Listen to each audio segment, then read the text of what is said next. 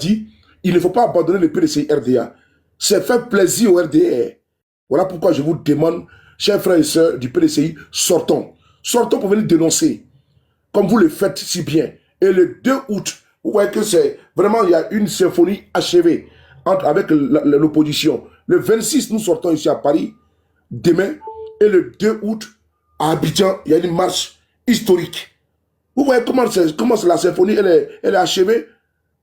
Il y a une harmonie, il y a une coordination. Les Ivoiriens sont vraiment réveillés. Ils sont aujourd'hui éveillés, ils sont debout pour dire non. Non, moi je préfère que les Ivoiriens sortent de la rue de façon pacifique pour aller manifester et revendiquer, rentrer chez eux, que de faire comme Ouattara, je frapperai ce pouvoir moribond et il tombera. Nous, on n'est pas dans ce discours-là. C'est lui qui a passé le temps à déstabiliser tous les régimes successifs en Côte d'Ivoire. On n'est pas dans cette logique-là. Voilà. Nous, on veut simplement, purement et simplement, qu'on puisse ouvrir le jeu politique, démocratique, et que le souverain premier, qui est le peuple de Côte d'Ivoire, puisse arbitrer. Donc, je vais laisser la parole à Wada et vous dire, vendredi, nous sommes aujourd'hui vendredi, nous sommes à quelques heures. Là, je vois un beau soleil là. Ça veut dire que ça s'annonce très bien. De mon balcon, je vois ici que le soleil il est au rendez-vous. Et nous avons vu la météo, nous serons bénis par la grâce de Dieu demain. Mais qu'il pleuve, qu'il vente ou il neige, nous serons dehors. Si certains ont marché ici historiquement et ça a payé sous la neige à moins 20 degrés, à moins 10 degrés, à La Haye et à Paris partout, ils ont revendiqué leurs droits. Ils n'ont pas regardé le froid. D'autres même ont perdu la vie. D'autres même ont perdu leurs femmes, leurs maris dans ça. D'autres sont devenus aujourd'hui handicapés. D'autres portent aujourd'hui les séquelles de tout ça. Mais ils ont eu gain de cause. Nous allons sortir. On va sortir ce 26. Que Dieu vous donne la santé. Que Dieu vous donne ce 26 qui est une date historique. Ce 26 juillet 2025, c'est le premier de votre vie et le dernier de votre vie. Je n'ai pas dit que vous n'avez pas longue vie, mais j'ai dit que vous allez voir le 26 juillet 2026, le 26 juillet 2029, le 26 juillet 2050, même le 26 juillet 2070. Mais le 26 juillet 2025, c'est une date unique qui ne va plus jamais revenir encore. Venons écrire ensemble notre histoire. Notre mère patrie a besoin de nous. Vous qui avez tout abandonné. Non, je vais aller au travail. Tu vas courir derrière l'argent là. Mais tu vas partir dans la tombe. Tu ne partiras pas avec ton argent. Les gougnons vont rester derrière toi. Ils vont partager tes biens. Ils vont prendre tes habits, donner à Emmaüs. Comment dirais-je, à la Croix-Rouge. Tes meubles à la maison où tu habites là, ils vont vider ça. Ils vont donner à quelqu'un d'autre. Il faut penser à ta mère patrie, où ton cordon ombilical est enterré. Nous rêvons tous un jour de retourner dans notre pays. Et même le jour que Dieu va nous rappeler, si nous sommes loin de chez nous, même à 10 000 km, qu'on puisse repartir, reposer auprès de nos ancêtres angélisés et méritants. Viens, sors le 26 là, sors demain. Quand 1 plus 1 est égal à 2, c'est une nation mathématique. Si vous sortez à 100, on va sortir à 1000, à 2000. On va venir démontrer que nous sommes vraiment, comment dirais-je, nous opposons la paix. Et nous voulons qu'il y ait un dialogue inclusif. Ce qui va découler à quoi? À une élection inclusive, transparente, pour que le meilleur puisse gagner. Depuis que je suis né, je n'ai pas connu la transmission du pouvoir entre un président sortant et un président élu. Sur des messages, je suis vraiment peiné quand je parle de ça. Quand je vois la démocratie au Ghana, au Libéria, au Sénégal, la transmission du pouvoir, que c'est beau, que c'est joli. Mais chez nous, ce n'est que des guerres successives, ce n'est que des guerres, les vies humaines qui sont perdues à cause d'une élection. 2025, nous disons 0 mort. Et qu'on donne, comment dirais-je, le pouvoir au peuple. Vos populi, vos dei. Que le peuple donne le pouvoir à Gbagbo, que le peuple donne le pouvoir à Thiam, que le peuple donne le pouvoir à Guillaume Soro, que le peuple donne le pouvoir même au RHDP. Mais c'est le peuple lui-même qui doit arbitrer. Mais qu'un groupuscule de personnes s'arroge le droit de manipuler, d'instrumentaliser la justice, afin d'exclure nos différents mentors, les quadros de la politique ivoirienne, qui drainent derrière eux des millions d'Ivoiriens. Ce n'est pas raisonnable. Qui peut imaginer un seul instant que Guillaume Soro, que Gbagbo Laurent, que Tidiane Thiam ne pas être candidat aux élections présidentielles en Côte d'Ivoire? Mais cette élection n'a plus de crédibilité, n'a plus de valeur. Elle perd toute sa valeur. Mais même au niveau international, comment on peut expliquer? On va rentrer dans le juridisme. Alors que lui-même qui est dans cette posture-là, mais il n'a même pas qualité. C'est un candidat par dérivation. Hein? uniquement pour les élections de 2015. On a vu Babo ici comment dirais-je, à Pretoria, avec sous le conseil avisé de Thabo Mbeki. Donc c'est ce monsieur-là aujourd'hui, lui et sa Asmala, qui vont dire que Babo, Tidiane Tam, Guillaume Soro, Akossi Benjo, Blé Goudé, tout ça, il ne peut pas être candidat en Côte d'Ivoire. Mais au nom de la paix, Ouattara a été candidat. Mais qu'est-ce qu'il coûte au nom de cette même paix-là que Babo, Guillaume Soro, Akossi Benjo, Tidiane Tam soient candidats? Pourquoi on ne peut pas économiser les vies humaines et qu'on doit forcément aller au clash? Parce que c'est prévisible. C'est à l'horizon que la Côte d'Ivoire va de mal en pire. Nous sommes dans une crise préélectorale. Et ça là, on dit que seuls les aveugles ne voient pas. Ou bien on dit qu'il n'y a pas plus aveugle que celui qui refuse de voir. On voit que le chaos est à l'horizon. Il prend le pouvoir intimider. Un peuple debout, personne ne peut l'arrêter. Les régimes qui se croyaient plus forts sont tombés comme des fruits pourris. Et c'est important. Le peuple de Côte d'Ivoire n'a pas besoin de saigner encore une fois de plus. Elle a trop saigné. L'exil, les pertes en vie humaine, les biens, les Ivoiriens ont beaucoup souffert. D'autres sont aujourd'hui au Togo, d'autres sont aujourd'hui au Ghana, d'autres sont aujourd'hui dans les pays limitrophes. Ils ont refait leur vie là-bas. Ils ont des enfants qui sont nés là-bas. Aujourd'hui, ils sont des Ivoiriens du Togo, des Ivoiriens du Ghana, des Ivoiriens du Libéria, des Ivoiriens de la France. Parce que c'est la politique qui les a contraints. On veut qu'en 2025, on ait une élection apaisée. Sortez le 26, venez écrire votre nom dans le tribunal de l'histoire. Je vous remercie.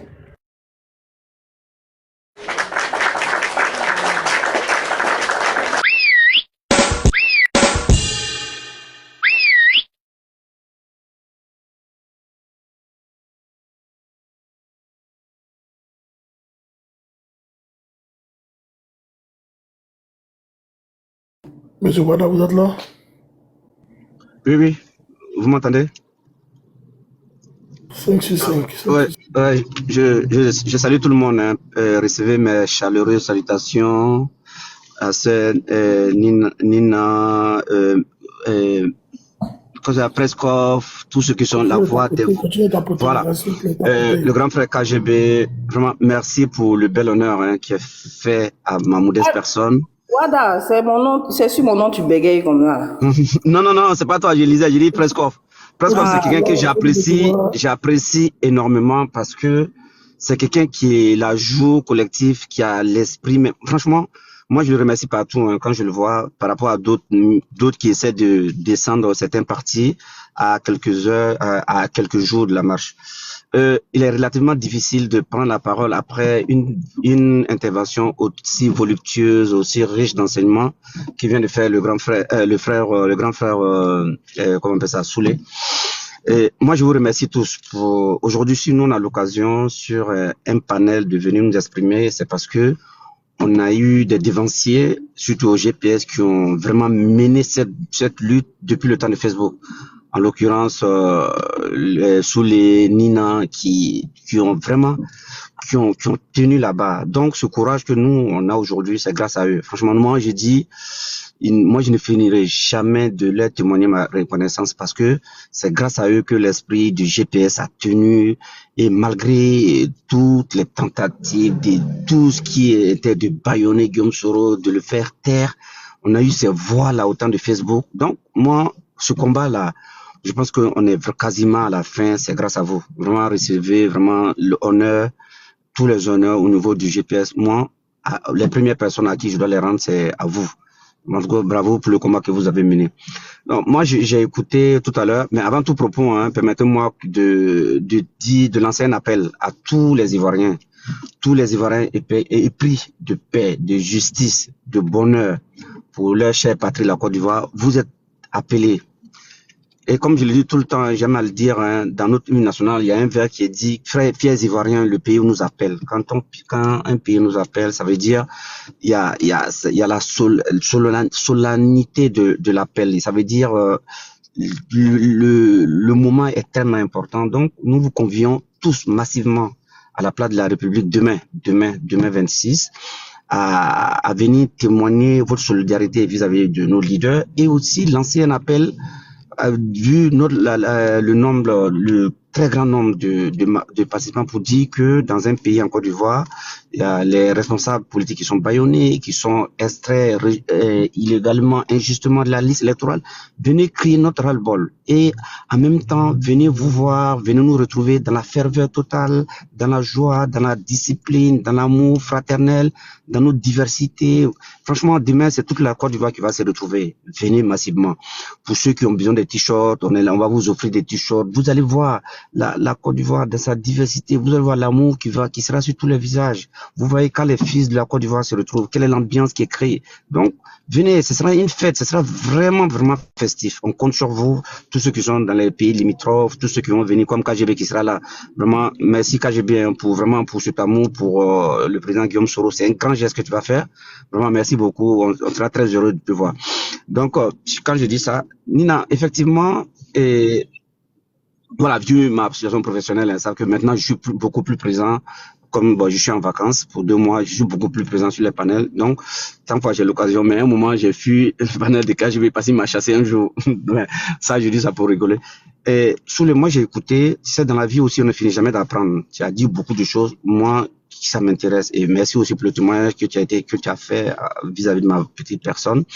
Et moi, j'écoute beaucoup. Et moi, quand j'ai horreur d'une chose dans la vie, c'est de dénigrer autrui. Parce que comme on a eu la chance d'aller à l'école, on est supérieur, on est plus intelligent que les autres. Donc moi, quand j'écoute, moi généralement j'aimais pas monter, mais quand je suis en bas d'un panel et que tu traites les souris souvent du nom des analphabètes, mais moi ça me fait bouillonner quoi. Je n'arrive pas à tenir, il faut que je monte. C'est pour ça souvent je suis les panels, j'ai dit ben, vous êtes des panels, ben venez nous dire maintenant. Moi je les mets au défi tout le temps. Venez dans quel domaine vous êtes plus intelligent. Dites-nous, parce que nous, un bon intellectuel, il ne se dit pas intellectuel, il s'en fout. Mais il y a d'autres qui ont la fâcheuse habitude de dire non, il y a d'autres qui sont analphabètes, je ne suis jamais à l'école.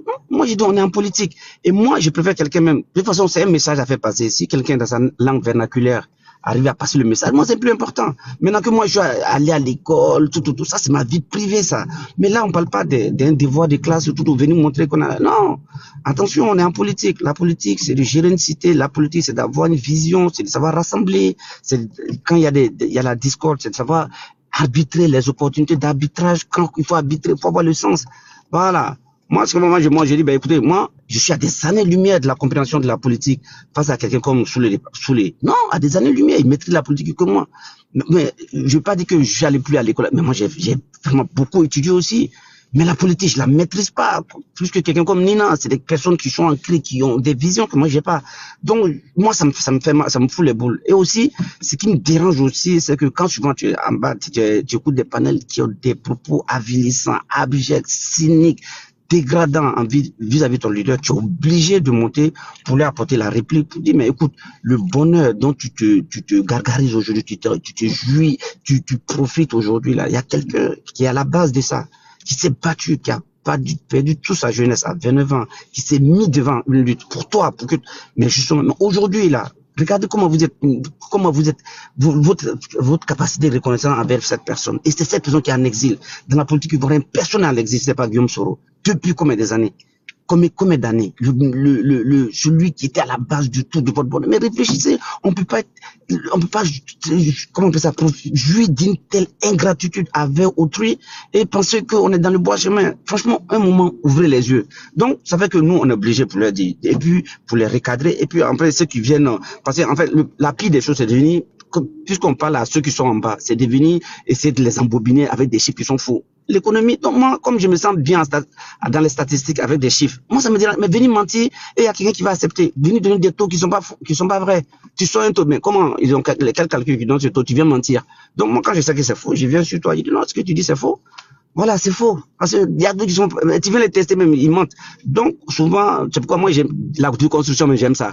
Parce que moi, dans le domaine que je travaille, c'est fait de contradictions. Donc, quand tu mens, moi, je viens te dire, non, ce que tu dis, c'est pas vrai. Donc, moi, je vous dis, sachez que nous sommes dans le bon combat. C'est le combat de la vérité, c'est le combat de la justice, c'est le combat de la paix.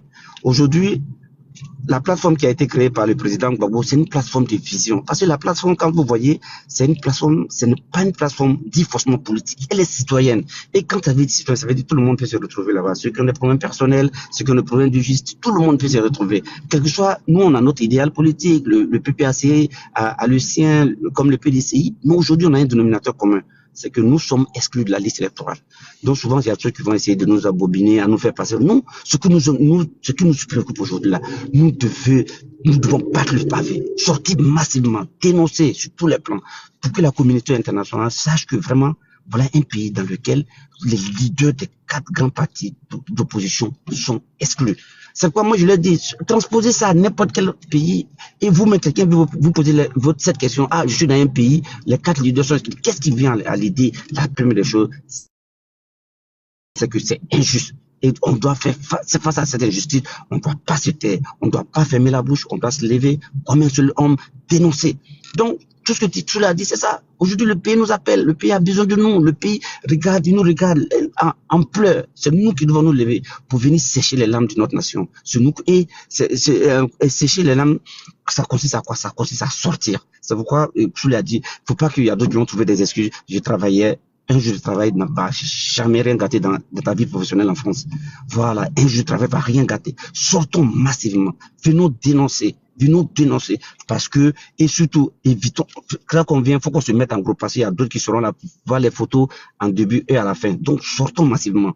Il y a 1 heure qui est donnée. Sortons. La place de la République nous attend.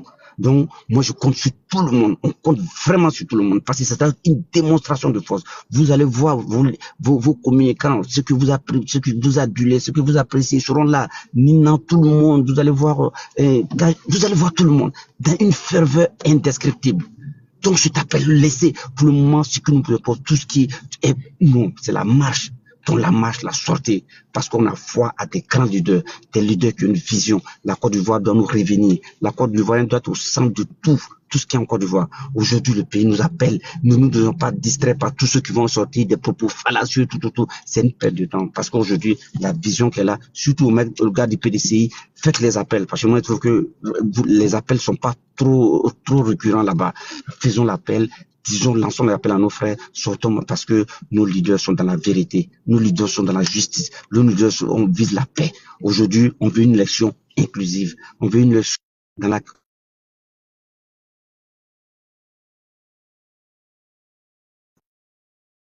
votre détermination. C'est vrai, vous avez battu le pavé sur les réseaux sociaux. La domination de l'opposition est totale. Maintenant, on a besoin de votre présence physique. Donc, tous ceux qui sont en bas, tous les leaders de la communication, tous ceux qui écoutent, on compte sur vous. Votre présence massive ne fera qu'apporter du baume au cœur à tout le monde, à nos frères qui sont en Côte d'Ivoire, quand ils verront notre démonstration de force, eux-mêmes, de facto, ça va avoir des externalités positives sur eux. Ils vont dire, ah, écoutez, ceux qui sont voilà ce qu'ils ont fait. Nous-mêmes, ça va les motiver à vraiment, au cas où il y a une sortie là-bas, une manifestation, ils vont sortir aussi. Parce que tout ce qu'on fait ici, il y a des répercussions en Afrique là-bas. Donc, on compte sur vous. Vraiment, sortons massivement. On comptons. Voilà. Moi, je vais m'arrêter là pour dire vraiment, on compte sur tout le monde. Pour ceux qui ont besoin de t-shirts, n'hésitez pas à rentrer en contact avec Ibra. Moi, je le verrai. Moi, je pourrais offrir des t-shirts. Rentrer en contact avec Ibra. Les t-shirts seront là. Tout le monde doit être en t-shirt. Trop, c'est trop. Voilà. Nous, on a un t-shirt pour nous avec le GPS. Nous, on vous offre, venez massivement pour que vraiment notre appel, nos cris de cœur soient entendus pour une révision de la liste électorale, révision de la liste électorale, réinscription de nos leaders, toutes les doléances de l'opposition pour que vraiment nos doléances soient acceptées, pour que la Côte d'Ivoire ait une élection inclusive, une élection en paix où tous les citoyens pourront s'exprimer et qu'à la fin de ce processus électoral, par la volonté du bon Dieu, par le Seigneur Tout-Puissant, fasse que, in fine, le président de la République, soit le président Guillaume Soro. Là, moi, je vais m'arrêter là. Merci.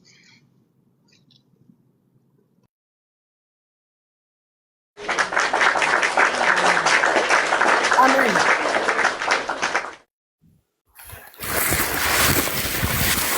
Daddy, comment tu vas? Bonjour à tout le monde. Tu viens d'arriver du boulot? Ouais. Ah, beaucoup de courage en tout cas, c'est pas facile.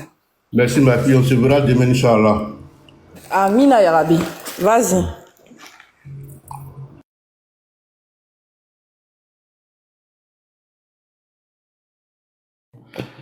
Non, on t'écoute un dosso. Prenez quelqu'un d'autre, je suis là en tout cas, j'interviens dans 2 à 3 minutes, s'il vous plaît. Ok. La voix. Ou bien Ri veut dire quelque chose. Ri, tu veux parler? Il doit être au boulot. Hein. Peskov. Peskov, tu es là? Bonjour à tous. Ouais, ça va, ça va. Bonjour à tous. Et je voudrais dire bonjour à Souley. Bon, c'est vous qui êtes aujourd'hui, en tout cas, à la tête de cette grande marche qui va se faire à Paris. En tout cas, prenez toutes les dispositions. Je crois que toutes les dispositions sont prises pour que nos frères viennent nombreux. D'abord, il faut que nous regardions la Côte d'Ivoire d'abord. On ne regarde pas des partis politiques. J'ai toujours dit, quand je passe sur le panel, et comme tu l'as dit tout de suite, nous avons marché dans la neige, sous la pluie, et même le temps froid, -20, mais on a marché pour le président Laurent Gbagbo. Moi, je suis allé plusieurs fois là, et je ne sais pas combien de nombre de fois. Et même le dernier procès, le procès qui a eu lieu, je vais dire quoi, quand les gens donnaient le verdict, ce jour-là, j'étais dans la salle pour écouter le verdict final. Quand Maître Altit a dit que bon, le procès est fini, maintenant, nous allons passer à une autre phase. Donc, c'est l'autre phase à laquelle nous attendons. Mais aujourd'hui, en Côte d'Ivoire, c'est que tous les Ivoiriens doivent comprendre, c'est qu'il y a une sorte d'ivoirophobie. Et regardez très bien, il y a une sorte d'ivoirophobie à notre égard. Nous qui sommes des Ivoiriens, il y a d'autres personnes qui se croient plus Ivoiriens que nous pour venir arracher nos terres. Et je consulte toujours l'histoire et je le dis à chaque fois que je monte sur un panel. Moi, j'étais très jeune quand mon propre père, qui ont lutté pour l'indépendance de notre pays, en 1958, quand il est rentré de la guerre de 39-45, alors, à Treichville, les Togolais et les Béninois ont voulu prendre notre pays. Et il y avait une sorte d'ivoirophobie qui s'est installée. Nos parents se sont battus pour dire non, nous sommes des autochtones de cette terre. On n'a pas le droit de venir nous arracher notre terre. Et M. Ouattara est arrivé en Côte d'Ivoire. Je ne sais pas s'il a écouté notre hymne national. L'hymne national de la Côte d'Ivoire, salut ô terre d'espérance, pays de l'hospitalité. Nous sommes un pays d'hospitalité et l'Ivoirien est comme ça. Même dans toutes nos familles, que tu sois du nord, du sud, de l'est, de l'ouest de l'Afrique, tu arrives en Côte d'Ivoire, on t'accueille comme notre frère. C'est nous qui avons été les premiers à mettre en place le panafricanisme par le président Houphouët-Boigny. Même dans le gouvernement, dans notre gouvernement, il y avait des gens de partout.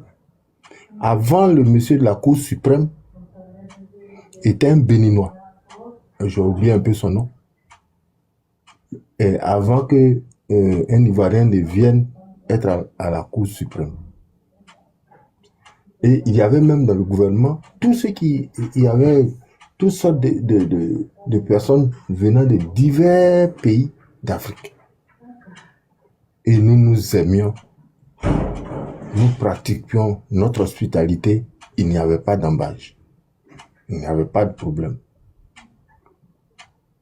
Mais pourquoi nous sommes arrivés à là, qu'aujourd'hui, ils sont devenus ivoirophobes contre nous? C'est là que nous sommes en train de dire que la dernière fois, le président Gbagbo avait dit, il a dit, mais moi, sur mes terres où je suis né, il a dit ça dans un de ses discours. Ça veut dire beaucoup de choses. ce n'est pas être xénophobe, non. Mais les 322 000 km² que nous n'avons pas d'autres terres ailleurs. D'autres qui ont leur terre ailleurs. Que nous, par notre hospitalité, notre amour, si dans les 5 refrains, d'abord dans le refrain de l'hymne national et quand vous regardez les 5 couplets de l'hymne national, parce que l'hymne national là, on chante le premier couplet et tout le reste c'est le refrain. Mais si nous chantons les 5 couplets, allez-y lire et vous comprendrez que nous aimons l'Afrique. Mais pourquoi tant de problèmes contre nous, chers frères? Aujourd'hui, d'autres sont en exil, ne peuvent même pas rentrer chez eux, sur les terres. Est-ce que un homme peut se sentir heureux dans un pays étranger, là où son cordon ombilical a été enterré? Non. C'est pour cela que cette lutte-là, nous devons mener cette lutte-là. Laissons la politique de côté. La politique n'y est plus. On n'a plus de politique à faire. Tous ensemble, nous allons lutter. Que ce soit sous la pluie, que ce soit dans la neige, que ce soit sous le soleil. Nous allons battre ceux qui veulent nous prendre en esclavage. M. Ouattara veut nous prendre en esclavage. Peut-être d'autres ne voient pas. Peut-être beaucoup de gens sur des panels ne voient pas l'esclavage que M. Ouattara veut nous imposer en Côte d'Ivoire.